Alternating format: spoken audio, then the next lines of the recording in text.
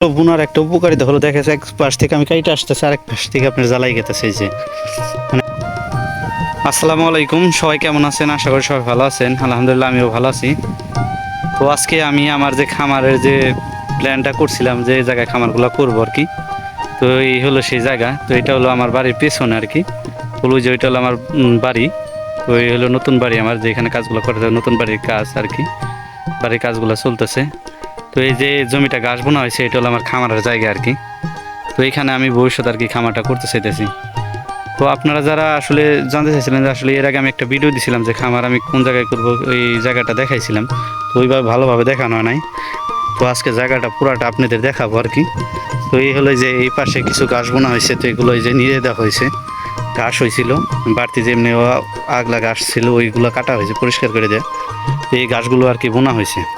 আর ওই যে ওইখানে আপনার দেখা যাচ্ছে বড় গাছগুলো করার জন্য। আর ওই যে আমাদের বাড়ি। তো এখানে আমি মোটামুটি আপনার প্রায় 3-4 হাজার টাকা, 3-4 হাজার আর কি ব্রয়লার মুরগি পালতে পারবো। কিন্তু আমি এত বড় ব্রয়লার মুরগি শিট করতে চাইতেছি না। আপনার আপাতত 500 দেখা যাচ্ছে ব্রয়লার মুরগি আর 500 দেখা যাচ্ছে সোনালি জানি পালতে পারি, এরকম একটা শিট করবো এখানে আর কি। আর ওই যে মানে কি আমার জমির সামনে একটু ফাঁকা জায়গায়, যেখান থেকে আমি মাটি কেটে আর কি বাড়িতে দিছি, ওইখানে আমি চিন্তা ভাবনা করছি রাজা হাঁস বা চীনা হাঁসগুলো আছে ওইখানে আর কি পালবো। তো ওইখানে যদি চীনা হাঁসের খামারটা করি আর এমনি মিক্স হাঁসগুলো রাখবো আর কি, সব হাঁসই থাকবে, চীনা হাঁস রাজা হাঁস সবগুলোই থাকবে। তার এই পাশে হলো আমি খামারটা করতে চাইতেছি। আর কিছু জায়গা আপনার ঘাসের জন্য রাখা থাকবে। তো খামারের জন্য আপনি 500 ব্রয়লার মুরগির জন্য দেখা যাচ্ছে আপনার 500 স্কোয়ার ফিট জায়গা দরকার, মানে 600 রাখলাম। আর দেখা যাচ্ছে আপনি সোনালি 500 সোনালি পালতে আপনার অত জায়গার প্রয়োজন হয় না, 300 স্কোয়ার ফিট জায়গা হলে হয়ে যায়। অনায়াসে এখানে দেখা যাচ্ছে খামারটা হয়ে আমার ঘাস বোনার জন্য এই যে এই পাশে জমিগুলো থেকে যাবে আর কি।